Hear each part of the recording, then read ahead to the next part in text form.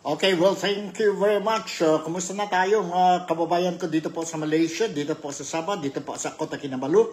Kumusta ang mga kababayan, countrymen natin na dyan sa iba-ibang parte ng mundo, ang mga overseas Filipino workers, no? And kumusta din ang mga kapatid, mga relatives natin, mga loved ones natin, ang kababayan natin dyan po sa Pilipinas. Handa na ba kayo?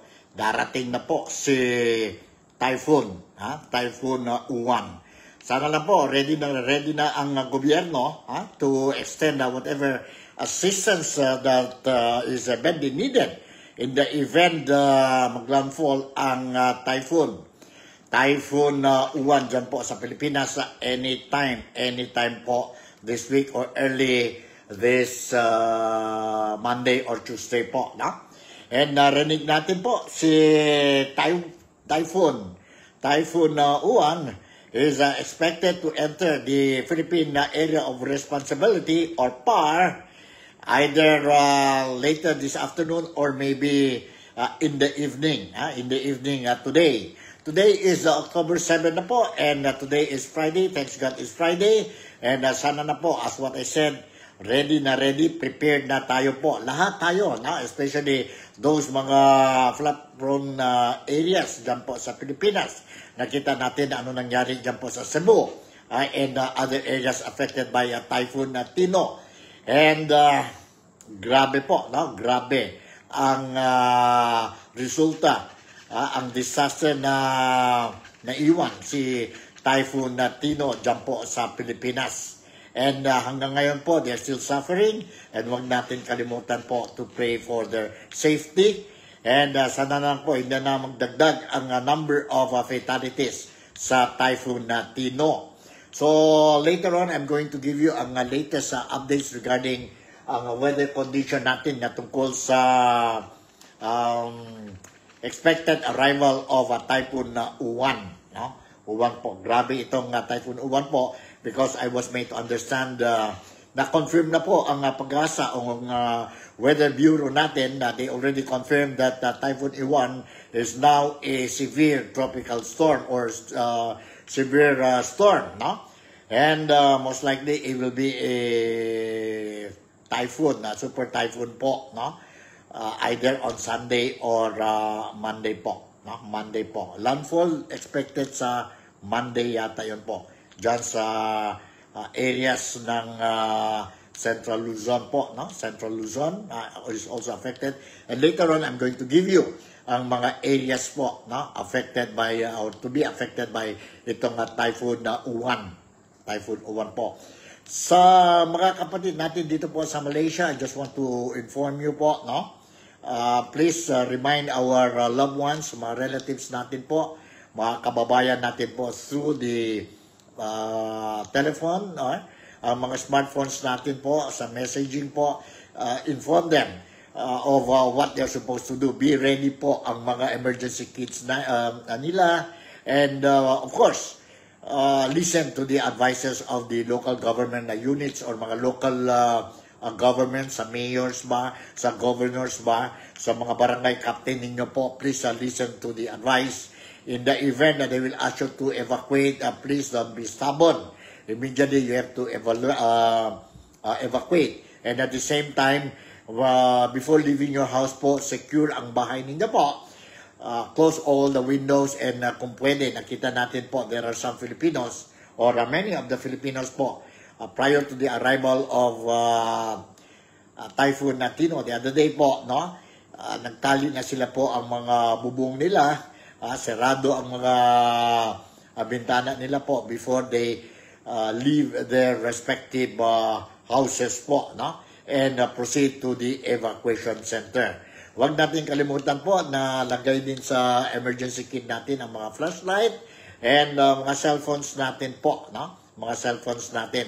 I was made to understand and nakita din natin po that every time mayroon mga kalamidad kagaya earthquake and itong typhoon sa Pilipinas po, ang gobyerno is also giving kasi nawala ang kuryente at saka ang water supply sa mga affected areas. Pero pagdating kayo po sa evacuation center, you can charge your cell phones, no? So, kung charge ang cellphone ninyo po, at least you will be able to contact your friends, your relatives, your loved ones, be it dyan po sa Pilipinas, or also inform sa mga relatives ninyo po, ang mga overseas Filipino workers, either apektado kayo sa kalamidad, sa typhoon, or hindi kayo, or safe kayo po. No? So, do not be stubborn, and let us continue to pray to our Almighty, no? Na tulungan sa atin po, no? Sa ating bayan, sa atin, pagdating itong sabihin natin na typhoon or itong sabihin natin disaster. So in the meantime, of course, I already welcome each and every one of you. And stick sa programa natin dito po sa Nick Talk, the Real Talk with Nico, because mamaya I'm going to share with you some footages po. I'll try to get ang mga footages na aired yesterday dyan po sa Pilipinas. So for those who did manage to see the actual footages of what is happening in the Philippines, be it typhoon or the flood control scandal, then you will be able to, I'll try my very best to get it from here, dito po sa natin, sa YouTube natin po, so that you will be able to see what is happening talaga po sa Pilipinas. No? I'm doing this vlogging daily po dahil I want to know or to share ang news sa mga Filipinos natin dito po, Filipino community natin po sa Malaysia, particularly sa Sabah, because I know not everyone has the time. Not everyone has the time to monitor the latest update or breaking news dyan po sa Pilipinas. And through this channel ng Nick Talk, the Real Talk with Nico, now I will be able to give you, no? I will be able to give you ang mga, it might not be the breaking news, but definitely you will get the news. No? You will get the news po. No?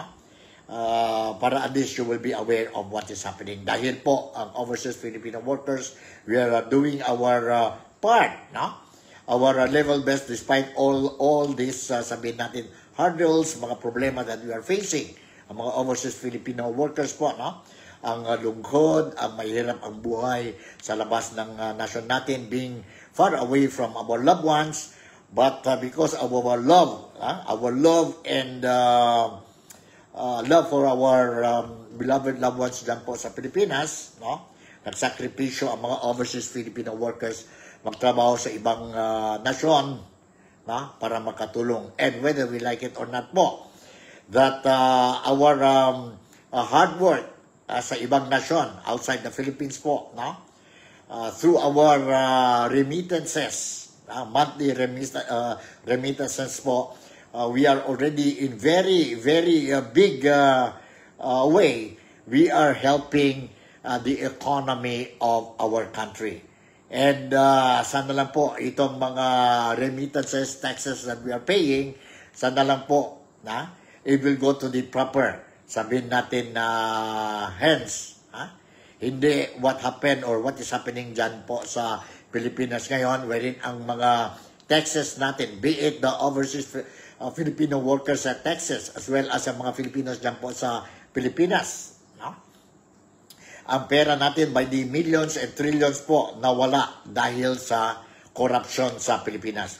Dahil greedy ang mga tao which we put them sa position po, no? During the elections, no? We thought that they will really do their part and protect our welfare and interest, but unfortunately po, because of selfish motive, because of greed sa pera, no? This is what is happening. Every time mayroon tayong disasters, natural disasters in the Philippines, na suffer ang mga Filipinos po. Kagaya what is happening just recently, ngayon po sa Pilipinas, itong si Typhoon Tino, nakita natin what happened sa Cebu and nearby areas po affected by Typhoon Tino po. No? Grabe, namatay, maraming tao namatay, and of course, ang personal properties natin sa bahay po na damage. And how to recover it po, it will take time. And hindi lang po ang mga buhay ng tao, nawala po tayo sa Typhoon Tino or any disasters, natural disasters po. Hindi lang ang personal belongings natin po, but ang nation natin po badly affected din po sa agricultural sector, for example. Yon talaga po ang mahirap, and it will take time for the Philippines to recover. Pag it will take time for the Philippines to recover, so ibig sabihin po, the Filipinos will prolong ang sufferings nila. Kung hindi lang po nangyari itong skandalo dyan po sa flood control projects sa Pilipinas po, no? Kung they did ang mga flood control projects natin sa Pilipinas for the past 2 or 3 years, no? Or even beyond that po, no? Sana po pagdating ang calamities like a typhoon po, no? We will not have this kind of sabihin natin na damage, no? Damage. Pero regret will always come late at the end of the story.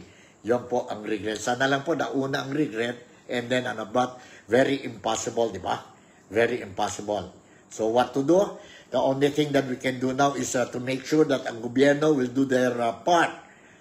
Their part not only easing our predicaments, ang mga predicaments ng mga victims, but also make sure that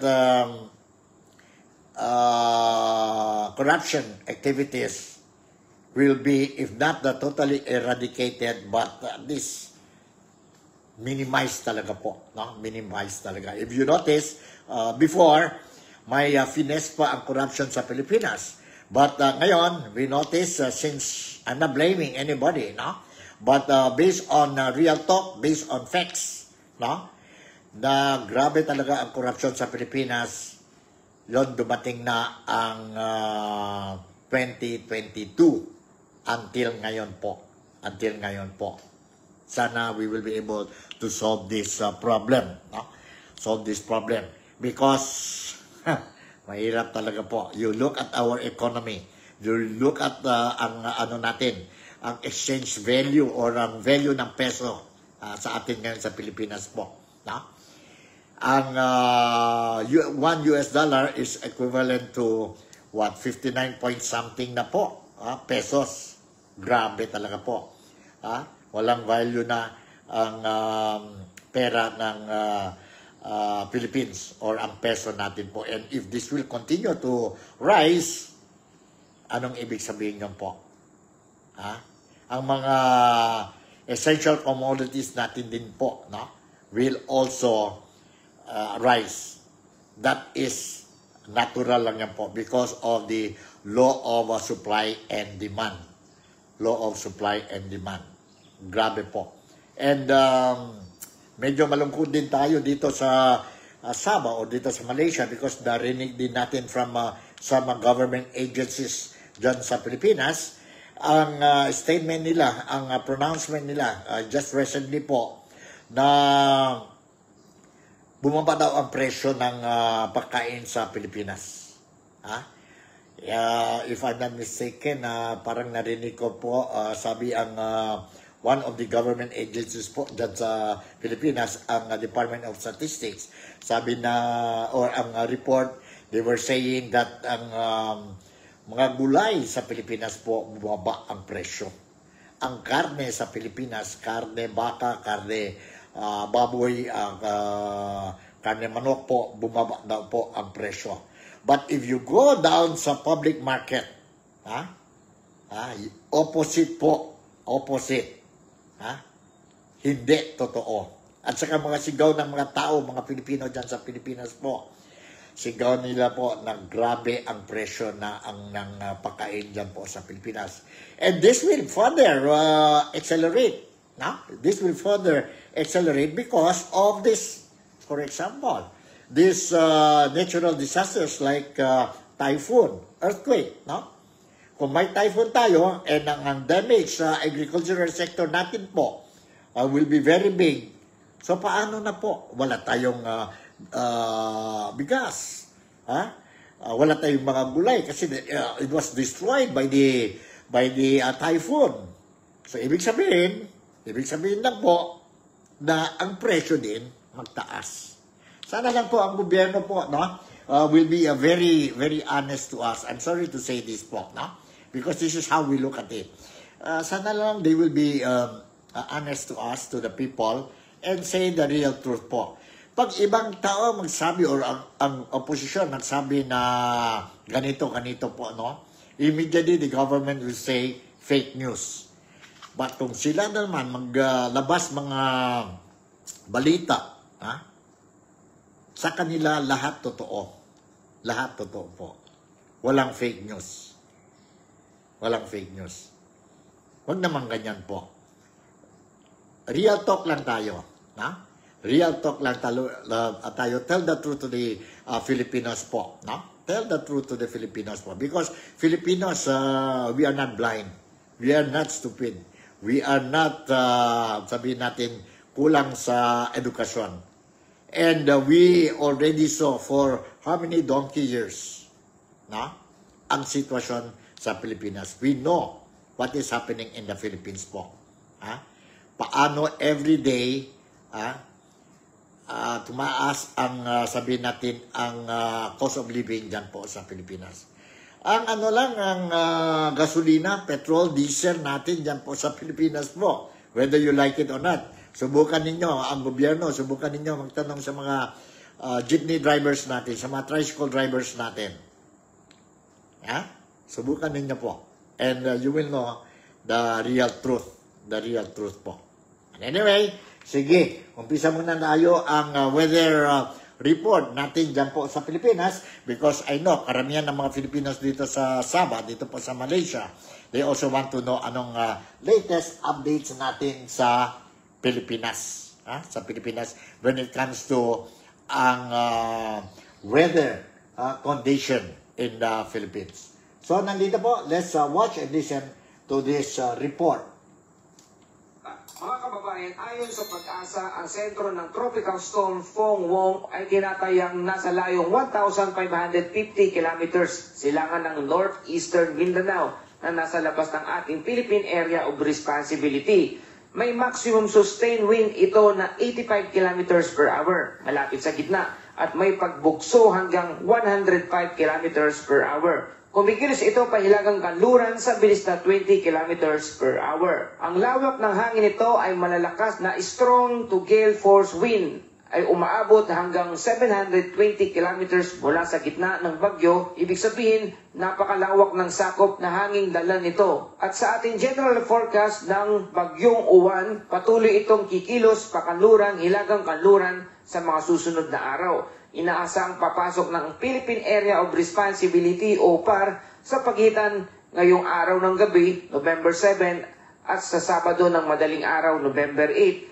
Sa oras na makapasok, papangalanan natin itong bagyong Uwan, ang ikalawang bagyo sa buwan ng Nobyembre at ika-22 bagyo naman sa taong 2025. May malaking posibilidad na maglandfall ito sa Northern o Central Luzon, pagsapit naman ng Lunes, November 10. Para sa forecast intensity, maaring maging typhoon category ito ngayong araw, November 7, at posibleng umabot pa sa super typhoon category pagsapit naman ng Sabado, bukas po, November 8. Inaasahang tatama sa kalupaan habang nasa peak lifetime intensity ito. Kaya naman magkakaroon ng maagang wind signal, maaring itaas sa silangang bahagi ng north ng Luzon at Samar provinces simula ngayong araw ng hapon o kaya bukas ng umaga ng Sabado. Ang pinakamataas na posibleng tropical cyclone wind signal ay signal number 5 ayon sa kasalukuyang senaryo. Paglala ng panahon ay magsisimula sa Linggo, November 9, lalo na sa mga probinsya ng Cagayan, Isabela, Aurora at Quezon. Mararamdaman na po niyan ang outer rain bands ng bagyong Uwan. At sa Lunes ng umaga hanggang Martes, November 10 to November 11, posibleng makakaranas na ng lifetime threatening storm condition ang buong Northern at Central Luzon. Kaya naman mataas ang banta ng coastal flooding lalo na sa silangang baybayin ng buong Luzon. Sa marine hazard katamtaman hanggang maalon na karagatan sa Hilaga at silangang baybayin ng Luzon at Visayas ngayong araw hanggang Sabado. Mula Linggo, asahan inaasahan ang napakaalon hanggang napakataas na alon, very rough to phenomenal seas sa halos buong Luzon at Silangang Visayas. At may gale warning para sa baybaying dagat, inaasahang ilalabas ng Pag-asa bukas ng Sabado. Sobrang tindi po nito mga kababayan. Ang lawak at lakas pa lang ng hangin dala ng bagyong Uwan ay ramdam na agad.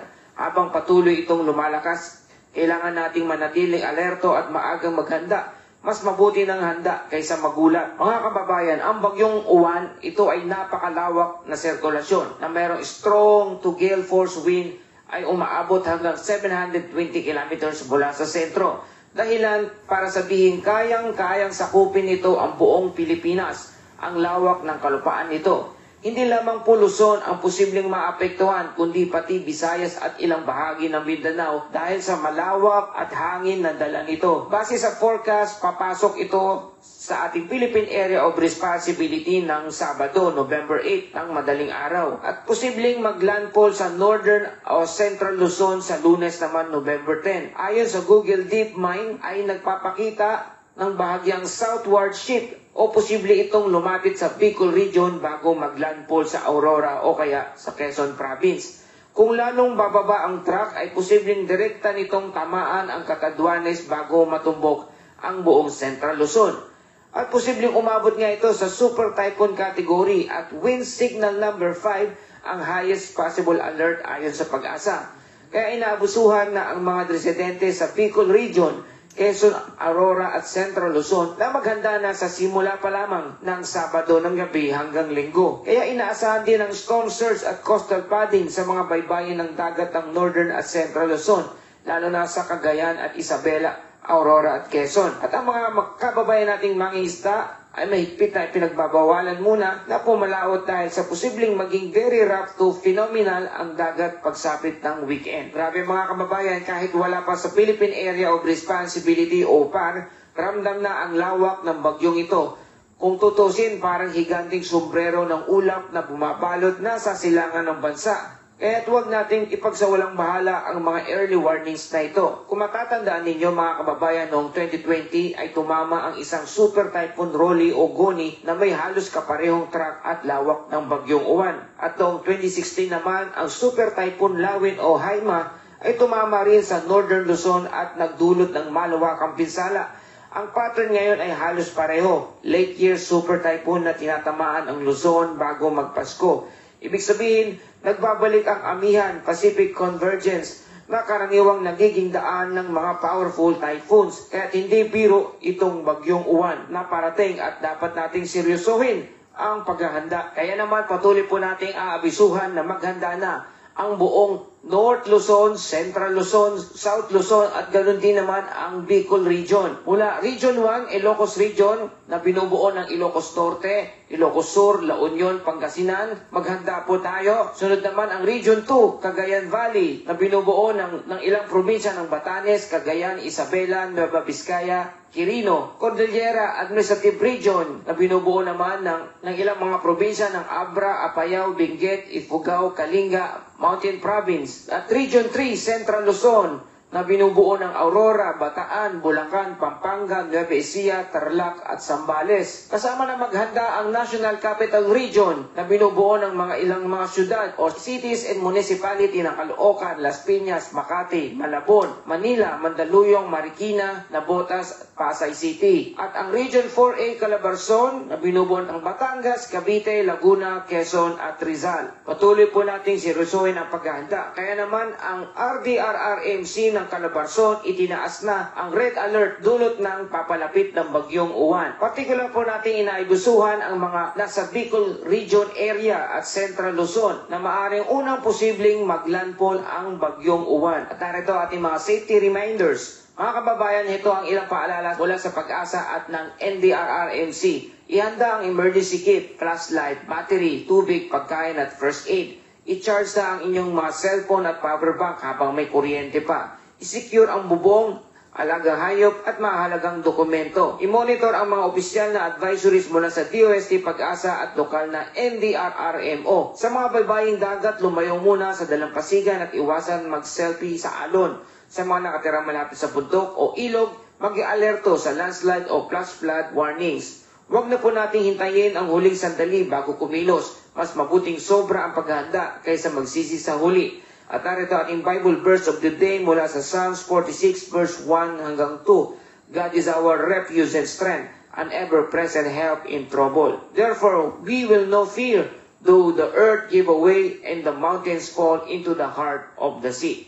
Mga kababayan, sa gitna ng unos, may Diyos tayong sandigan. Habang naghahanda tayo sa bagyo, huwag nating kalimutan na siya rin ang tunay na nagbibigay ng kapanatagan at pag-asa sa bawat nananalig sa Kanya. At yan po ang kabuong ulat, panahon sa ating bansa ngayong araw ng Biyernes, November 7, 2025, mula sa patuloy na paglakas o pag-intensify ng Super Typhoon Uwan hanggang sa mga lugar na maaring direktang tatamaan ito paglapit sa kalupaan. Salamat po sa inyong patuloy na pagtangkilik, pagtutok.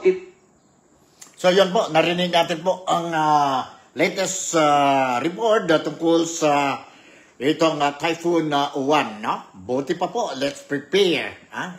Prepare tayo, talaga tayo po. No? It's better na sobra ang preparation natin po dahil instead of kulang ang preparation natin po. No? We are talking about lives here po. We are talking about ang mga properties natin po, ang mga personal belongings natin po. And karamihan ng mga Filipinos, ang mga personal belongings natin sa bahay, let's say for example, ang mga refrigerator natin, ang mga whatever we have there, electrical items. So, karamihan dyan po, nag-save talaga ang may-ari ng bahay po, no? Ilang months po, ilang bulan na po. And then, all of a sudden, dumating na ang bagyo po, nawala yung lahat. Nasira lahat po, no? Nasira lahat. So, mabuti pa po, prepare tayo, ang coming of this uwan, and wag tayo magiging, sabihin natin, stubborn, no? Listen to the advices given to us by our local authorities or local government units po, ang mga mayors, mga governors, mga konsehan natin po, ang mga pulis, no? Mga sundalo. Let us listen to them po, no? Pag sabi nila, go and evacuate po. Leave your houses, no? Leave your houses. Para at least imagine po, no? Ang buhay natin isa lang. Buhay natin isa lang. And do not also forget, before I will forget, na monitor tayo po ang sabihin natin ang saan ng mga anak natin po. Pagdating ng emerensya po, if we don't know kung nasaan ang mga anak natin po, mahirap na yon po. Baka we are going to regret. Remember, regret will always come at the end. Hindi yan mauna po. Don't forget also to take good care, give extra attention to our senior citizens po, no? Senior citizens. Mga miyembro natin, mga senior citizens, and those may mga sakit, mga buntis, look after them properly po, no? And yung mga, sabihin natin, person with disabilities. Ang mga hayop natin pala po, no? Huwag natin itali. Do not tie our dogs, our pig, or our, sabihin natin, animals. Because nakita natin po what happened sa Typhoon Tino, mayroon din po nahirapan ang namatay, nahirapan din ang mga hayop natin po, no? Which we are taking care. No? Sana go for business purposes ba or anuman. Or anuman po. So yun po ang sabihin natin, advice, message that I would like to pass sa inyong lahat po. Okay, let's go back sa Typhoon Uwan. Ang pangalan international name ng Typhoon Uwan is Phunwong. Phunwong po, no? Phunwong now a severe tropical storm. Wind signals may raise over soon. So, konfirmado na that the tropical storm Phunwong or Uwan has strengthened into a severe tropical storm as it treks northwestward towards the Philippine area of responsibility. No? Ito ang balita that we managed to get kaninang umaga. Ano-ano mga areas po? Anong mga areas? Pag-asa's rainfall forecast shows widespread of heavy rains associated with Phu Vuong or Rauan beginning Sunday. Sa Sunday po. The following are the areas expected to receive heavy rainfall on Sunday. Ano ang mga lugar na expected? You are going to experience heavy downpour dyan po sa Pilipinas dahil kay Typhoon Uwan. Ito po, from 100 to 200 millimeter rain ang Isabela, Aurora, Quezon, Camarines Norte, Camarines Sur, and Catanduanes. Okay, those who will experience 100 to 50 to 100 millimeter of rain, itong mga areas po. Apayao, Kalinga, Mountain Province, Ifugao, Batanes, Cagayan, Quirino, Nueva Vizcaya, Nueva Ecija, Bulacan, Rizal, Laguna, Samar, Eastern Samar, and Biliran. Ito po mga areas po na dapat. And expected ang landfall. Yun, heavy rain pa lang ito sa Sunday. Expected ang landfall po sa Monday po. Sa Monday dyan sa Central Luzon and other areas po. But we will keep you updated.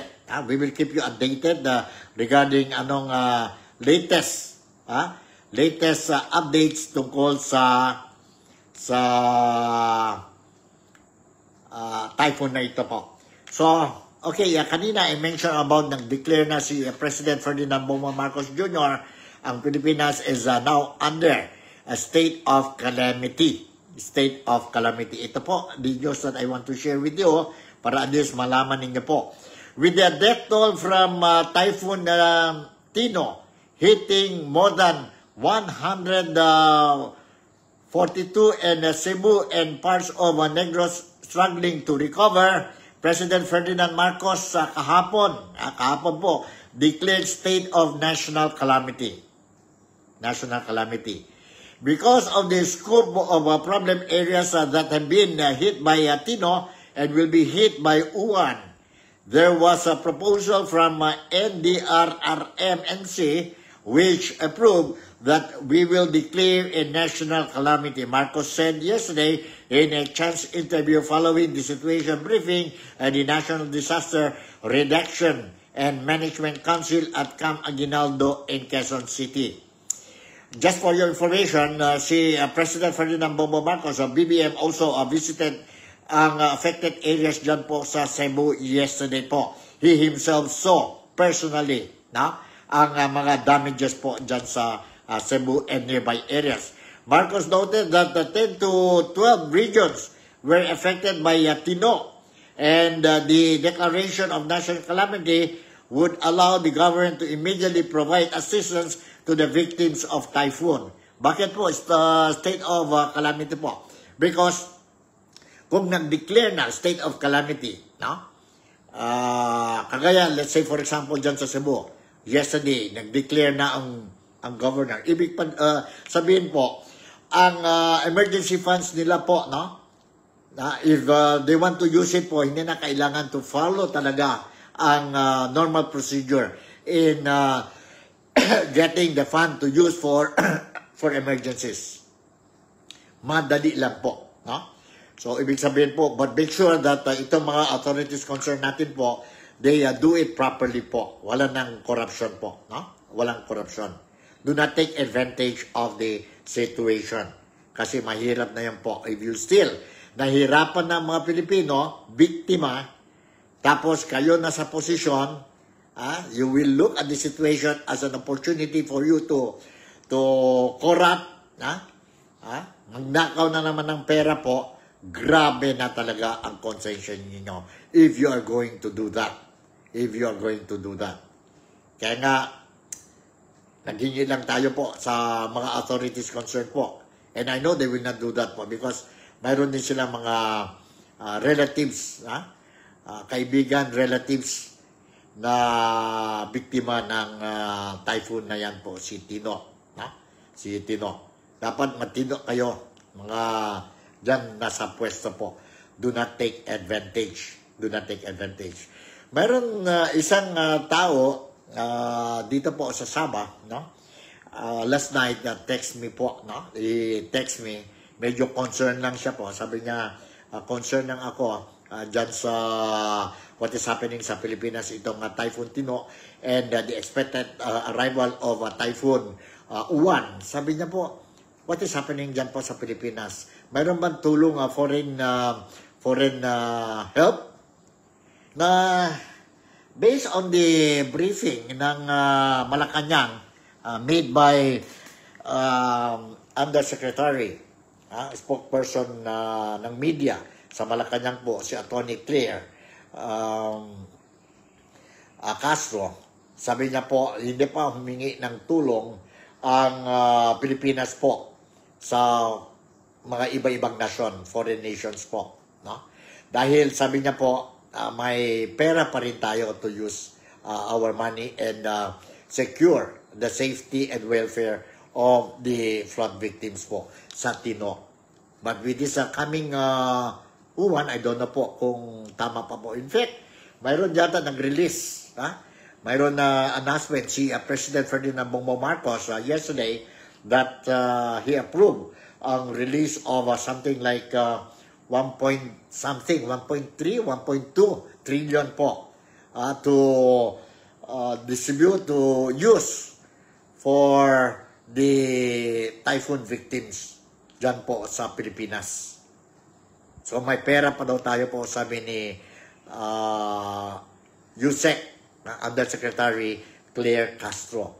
But ang question ng kaibigan ko dito po sa Sabah, sabi niya, akala ko sir, whether may request ang Pilipinas o wala po. Akala ko sir, one of the conditions ng or pledges made by United States of America when they requested for additional EDCA sites sa Pilipinas po is kailangan daw yun EDCA sites sa Pilipinas po dahil kung may mga calamities, emergencies, natural calamities po, madali daw ang tulong ng US po, no, ng US sa mga Filipinos po. So, ibig sabihin, kung the way how I look at it, correct me if I'm wrong, no? Unless mayroon appeal, no? Naghingi ng tulong ang Pilipinas, then only EDCA people will come sa aid ng mga biktima ng flood. Let's say for example, even using helicopters for example, kasi mayroon nangyari po sa Pilipinas the other day, na crash ang helicopter natin sa Pilipinas on the way to give relief assistance sa mga victims, no? Sa mga flood victims, nag-crash po, no? Isa lang yan po. So, sana lang po, no? May mga sa mga EDCA sites natin, I think mayroon din mga US helicopters na mas sabihin natin reliable siguro, no? When it comes to ferry or when it comes to bringing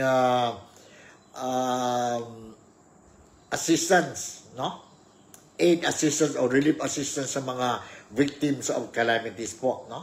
But I think I did not hear any news na they flew their helicopters po and helped the Philippine government, no?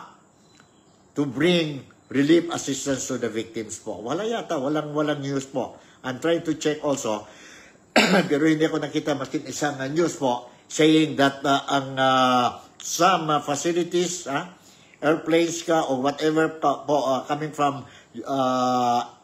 EDCA site na they use to assist the government, Philippine government to bring in relief assistance to the victims po. Hanggang ngayon po, I did not hear. I hope I'm wrong po, no? I hope nag-miss lang ako po. So, may puntos din itong kaibigan ko po when he asked me about kung mayroon ba assistance, in whatever assistance po. Maybe hindi naman good, siguro po transportation, no? galing sa EDCA sites natin dyan po sa Pilipinas. So far, wala talaga. So far, wala talaga. No? Wala talaga. So, this is really what is happening dyan po sa Pilipinas. And, nag-order din si President Ferdinand Marcos, si BBM po, na to immediately investigate ang flood control projects dyan po sa Cebu. Dahil grabe ang damage na iwan si Typhoon Tino dyan sa Cebu and nearby areas po. So sabi niya, investigate immediately. Pero mayroon din mga comments, criticism sa gobyerno po. Sabi nila, nangyari ang disaster dyan po sa Cebu, bakit ang investigation dyan po sa Davao? Dyan po sa Davao. Dapat ba maghintay pa tayo po? Something will happen sa ibang lugar po, then only they will come and investigate. Sabi naman ng mga Pilipino, as what I mentioned to you yesterday sa programa ko po, they are thinking also baka si Mother Nature is helping sa mga Pilipinos po, no? To convince ang gobyerno po na grabe anong ginawa ang mga corrupt politicians natin po, corrupt government officials natin po sa flood control projects and other infrastructure projects sa Pilipinas po. Kasi if you notice, based on the ongoing investigations po, no, ng ICI, ng Ombudsman, no, and DOJ, sabi nila po, for example, ang ICI is saying na walang concrete, is it ICI or Ombudsman? Wala pang konkreto ebidensya po nakuha nila o nakita nila po sa mga tao o mga pangalan mentioned sa investigation po, whom they investigated.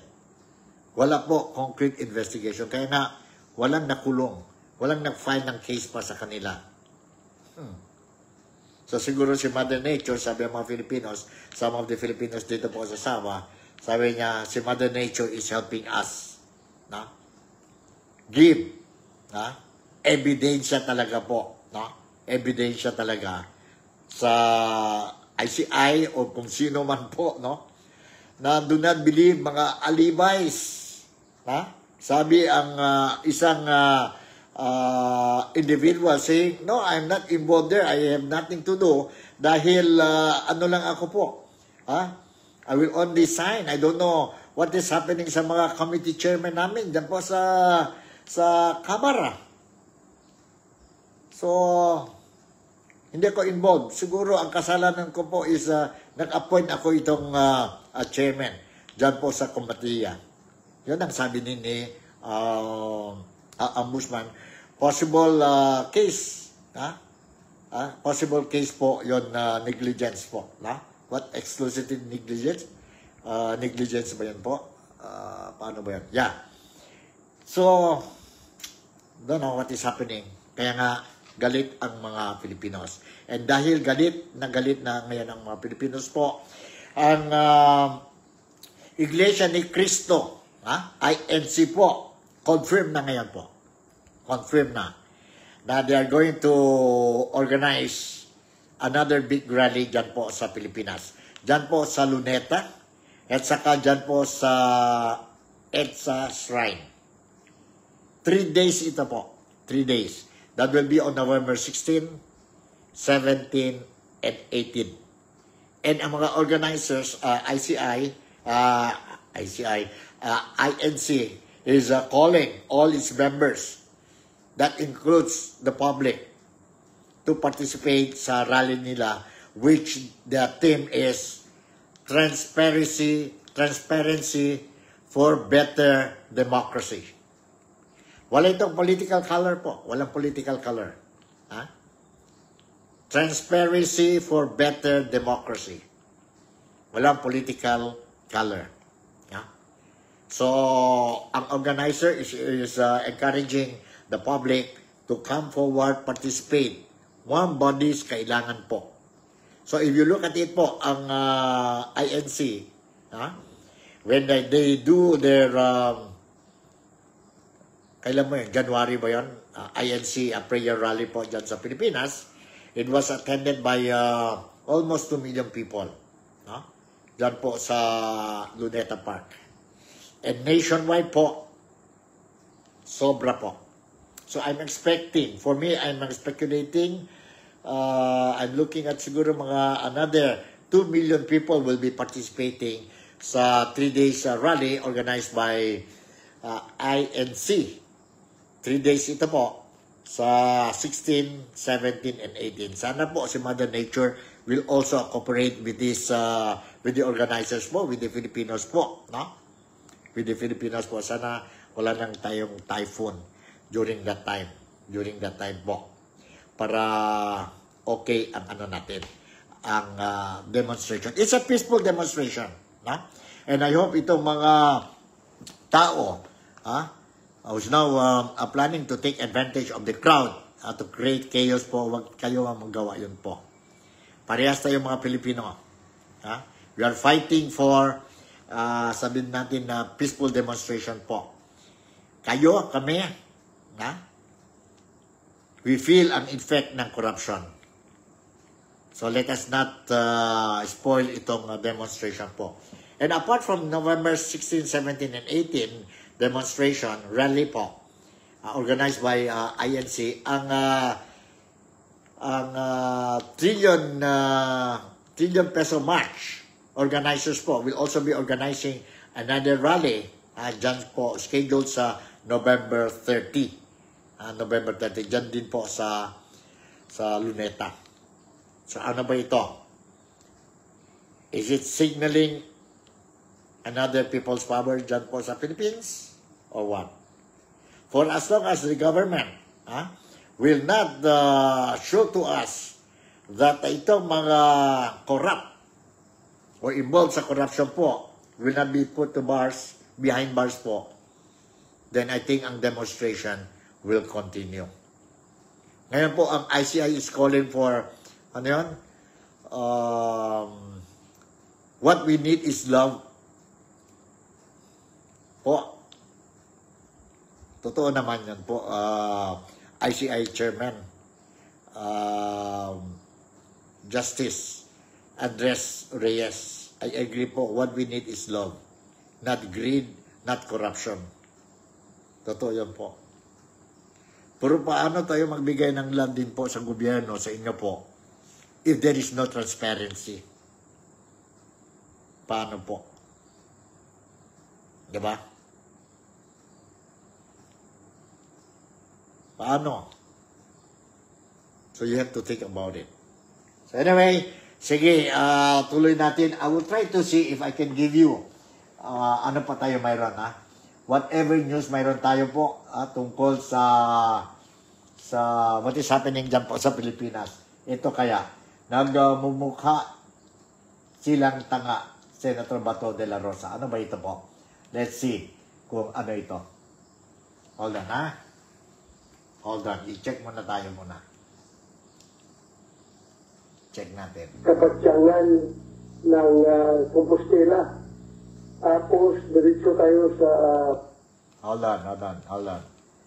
Tingnan natin ito. Ano ba ito? Ito ang SMNI programa nila, no? Let's listen. Loy. Sir, sa Cebu, saan po kayo particular na mga lugar dumalaw ngayong araw? Yung mga pagliit na mga lugar, no? Ang Cebu. Una, pinuntahan natin yung barangay Upaw ng Mandawi. Tapos, diretso tayo sa... Si Senator Bato de la Rosa po, dyan sa programa ng SMNI kahapon ito, no? Barangay Kutkut ng Niluan. Tapos, diretso tayo sa barangay Kapagtyangan ng Compostela. Tapos, diretso tayo sa Danau. So, bali, 4 na lugar yung pinuntahan natin kanina. Sa inyong pagkikipag-usap, sir, sa ating mga kababayan, ano po yung pinaka-urgent need nila na hinihiling sa pamahalaan? Aside from yung pagkain talaga ang pinakawan. Tubig, pagkain, wala silang kuryente, walang ilaw, walang signal, wala signal. Hirap pagpuntakan doon. Tapos, ang laging, halos lahat ng barangay na pinuntahan ko, humihingi sa akin ng bako. Sabi ko, wala mo na kung dalang bako na yun, puro relief goods itong dala ko. Kasi yung debris, yung mga debris doon na nagkalat na gabundok na laki na mga debris. At saka ang baho pa. Amoy patay ba? Yung nagsang amoy ng patay. Hindi mo rin masiguro kung patay na hayop o patay na tao. Yung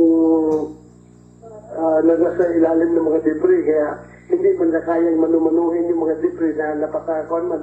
Gabundok man. So, yung may islang tulong, baka meron makapahiram ng pakho. Halos yung 4 na barangay na pinundahan ko, yun lang hinihingi.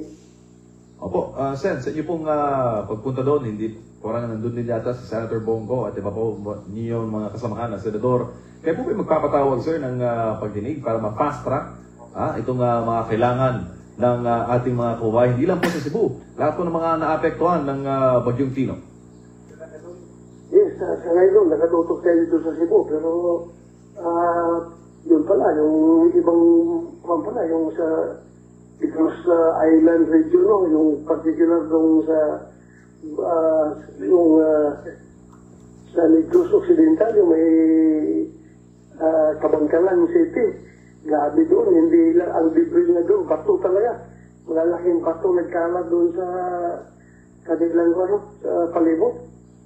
So, siguro, titignan mo, I will consult with my colleagues for that. Okay, yun po. Narinig natin po si Senator Bato de la Rosa. Nagpunta po sa Cebu. And,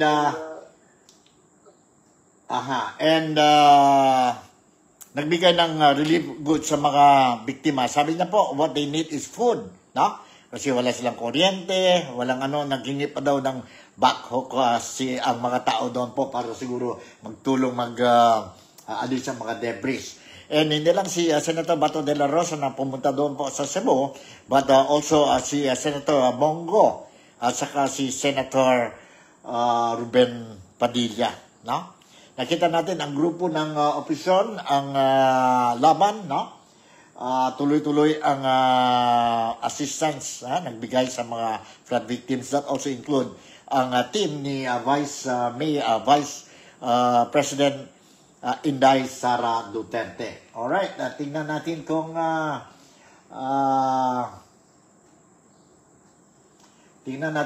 saan pa tayo pwede, anong news pa tayo pwede I will share with you, ha? Alright, hold on. Ito tungkol sa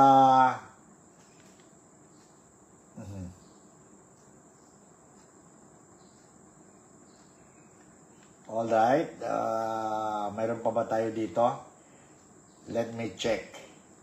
Check muna tayo dito po itong, I don't know if pwede pa ito. Let's see. Parang nakikita ko na yung script na gusto nilang gawin na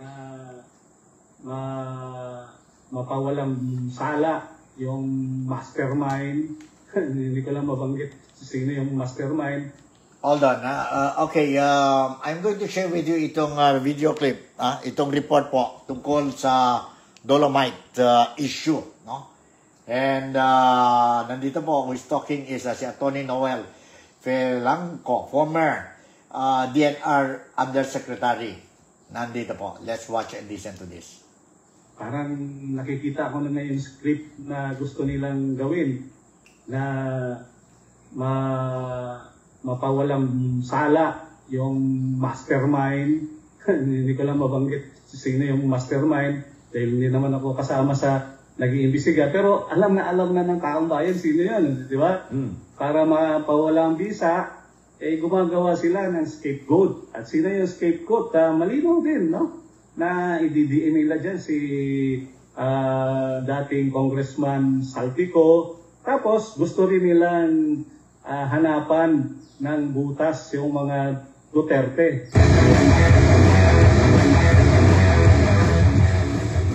Yan Dolomite project na yan, I think, is one of the many projects, no, mga vital components para matugunan nga yung continuing mandamos ng Supreme Court against DINAR at iba pang mga ehensya. Hindi ko masagot yung mga specifics, no? Pero I think pag gumawa naman ng isang proyekto yung sa DINAR particularly, may study naman diyan na ginawa at nakita ko naman ngayon na may ebidensya, no, na hindi naman siya talagang, ang sabi kasi dati is nakakasira dahil hindi nga natural, no? So ngayon nakikita natin na hindi naman nagtanggat ulit, di ba? Hindi naman nawala yung Dolomite. In fact, nalinis pa nga yung dagat at maraming mga isda ngayon na nakikita nating lumalangoy-langoy dyan sa dalampasigan. So, I think ang general viewpoint ko lang dito, may pag-aaral yan. Hindi ko lang masabi kung ano yung specifics ng pag-aaral. Opo, bago lang si partner MJ, speaking of pag-aaral, meron ding resulta po na talagang nakapagbawas ito ng polusyon dyan po sa Manila Bay, na isa talaga sa mga matinding polluted na katubigan po dito po sa ating bansa, sir. Pero nakikita nyo po ba na kaya nagkaroon ng pagbahais dahil hindi na po ito na-maintain? Kasi hindi lang naman po na after nitong maitambak yung Dolomite, wala nang maintenance. Baka nagkulang po ng maintenance or sinadyang walang support para i-maintain po itong proyekto na ito dahil sa usaping politika. Dahil ito ay during sa Duterte administration, which in fact, nung panahon na ito'y binuksan po sa publiko, talagang nag-enjoy ang ating mga kababayan. Dinumog ito. Libo-libo po yung talagang bumibisita, dumadalaw dito po, attorney. Yeah, totoo yan, no? Naging tourist attraction talaga, yung Dolomite Beach na yan. At nung nawala na nga si Presidente Duterte, napansin ko na hindi na-maintain. At in fact, pag during merong mga bagyo, hindi kaagad nililinis, no? So, tingin ko, meron ding aspeto dyan na baka dahil ito yung parang Duterte legacy at gusto nila sirain yung Duterte legacy, hindi nila susuportahan itong mga proyekto na ito, katulad itong Dolomite Project. So, pero masama ang masama ang governance, no? Dapat suportahan yung mga mabuti, kung kailangan i-improve pa, huwag yung sirain dahil sa totoo lang, sayang yung pera kung itong Dolomite nito ay hindi suportahan, hindi improve, no? So yun, kung may politika diyan, talagang masamang governance yan. Hindi yan dapat ginagawa ng administrasyon na to. Pero alam naman natin ano yung ugali ng administrasyon na to, no? Lahat ng mga Duterte good projects ay talagang hindi pinagpatuloy. So ano pa ang maaasahan natin, di ba? At nakita naman natin sa ngayon talaga na ganun talaga yung trajectory ng Marcos Jr. administration. Opo, attorney, mayang gabi, sir. So yun po, narinig natin yun na ngayon they want to investigate. According to Representative Terry Ridon, na mayroon 300 plus million daw yung project na hindi daw kailangan. And one of the reasons why nagbaha ang Manila is because of this Dolomite Beach, no? Dolomite Beach. Now, yes, kung makita ninyo po, there are some footages nakita natin po na mayroon mga water lily plants, no? dyan po sa dagat, ibig sabihin, kung may water lily plants po, no? Ibig sabihin po marumi ang tubig, ang tubig po. During the time of President Ferdinand, during the time of Rodrigo Roa Duterte as president po, no? Nakita natin malinis yun po. But when he left, he left as a president of the Philippines, no? 16th president of the Philippines yata, no? Si PRRD, no? Parang pinabayaan nila po, no? Pinabayaan nila. Dapat po i-maintain nila yun po ang linis as what Duterte did po, no? Maski wala na siya sa pwesto, ang next president, ang next gobyerno po will continue, and if not maintain it, but improve pa po, upgrade pa sana po. Because this is the place wherein ngayon, ang daming mga Filipinos, no, na can really enjoy ang beach life po nila po. Hindi kagaya noon. Itong Ross Boulevard po, grabe ang basura. Grabe ang basura po, no? So, hindi nag-maintain. So, dapat na po mag-maintain ito po, no? And why we have to focus ngayon po dyan sa Dolomite project or beach po. Samantala po, no, instead of wasting our time muna dyan po sa Dolomite beach, itong mga kongreso, mga congressmen po, no? Why don't they clean up muna ang bahay nila? Ang House of Representatives, ang Kamara po. May 17 congressmen mentioned po sa flood control project. No? Sana po ito mga committee ninyo po dyan sa Kamara. This is formula, no? Instead of focusing other things first, one at a time. Ano tayo muna sa sa itong malaking issue which involves millions and trillions of peso. Solve muna tayo itong problema, no? You mentioned about, there was a mention about 17 congressmen and mayroon pa daw, additional list of names. Sana po, kayo mismo dyan po sa ethic committee or whatever, committee sa Kamara or House of Representatives po, investigate muna, call these people, mga pangalan nila po, mention, call them, and let them explain. Let them clarify kung may involvement ba sila o hindi. Hindi, just set it aside.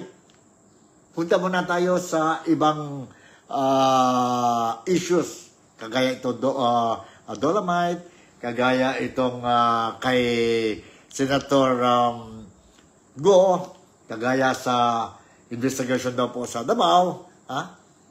Sana po i-focus natin. And let's say when we are focusing sa flood control projects po, no? Mayroon 10 lista yata yan po.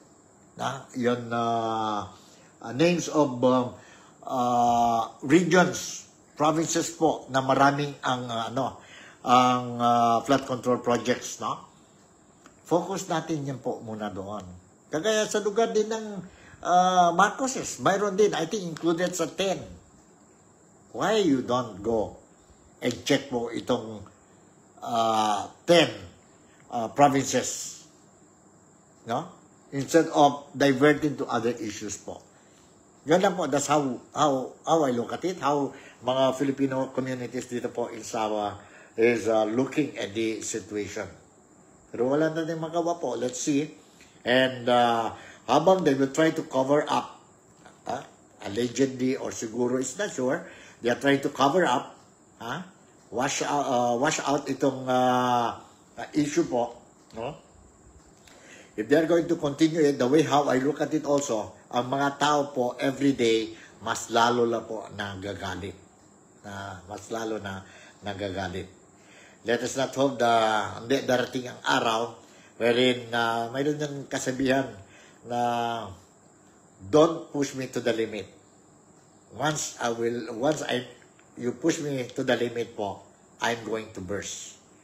Kagaya itong pusa, for example po, no? You try to mga hayop, aso ba, pusa ba, no? you try to put them sa corner po, definitely maglaban yun sila. So, you have to think about it po. Think about it. So, siguro hanggang dito na lang muna ang ang programa natin, Nick Talk, The Real Talk with Nico. And sana, once again, I would like to say, sana maskin paano I managed to give you ang mga latest updates dyan po sa Pilipinas. And I will continue to monitor din po ang sitwasyon sa Pilipinas para mga kababayan ko po dito sa Malaysia, particularly sa Sabah, dito po sa Kota Kinabalu, you will be informed of what is happening. Para hindi kayo blurred, hindi kayo ignorante po. You know what is, you will know what is happening sa Pilipinas po. So in the meantime, hanggang dito na lang tayo po. Huwag natin kalimutan ang mga kababayan natin po sa Pilipinas. Darating na naman ang Typhoon Uwan. Let us prepare. May oras pa tayo po to prepare. And expected arrival po dyan po sa Pilipinas si Uwan, maybe tonight or maybe early tomorrow morning. And let's pray na it will not bring very big damage sa Pilipinas and loss of precious life. So once again, si Nico Fabian would like to say thank you very much for making me a part of your day today. Malaysia, Sabah, the Philippines, God bless us all. And I'll see you in my next episode. Bye and take care. I love you.